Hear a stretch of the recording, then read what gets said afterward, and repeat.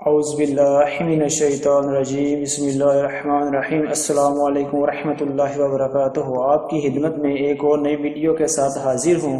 ہمارا روزے سے حاصل ہونے والا فائدہ۔ روزہ جنت میں داخلے کا ذریعہ ہے۔ روزہ دار کے لیے جنت میں ایک خاص دروازہ ہے، اس کا نام باب الریحان ہے۔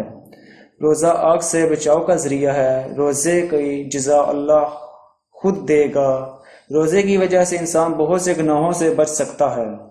روزے کی اقسام۔ روزے کی 3 اقسام ہیں۔ عام روزہ، انسان خود کو پیٹ بھرنے اور شہوت سے روکے۔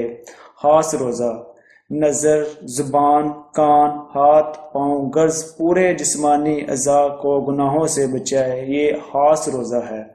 خاص روزہ یعنی خاص سے بھی زیادہ خاص روزہ، دل میں بس اللہ کی یاد ہو اور زبان پر ذکر مصطفیٰ صلی اللہ علیہ وآلہ وسلم ہو۔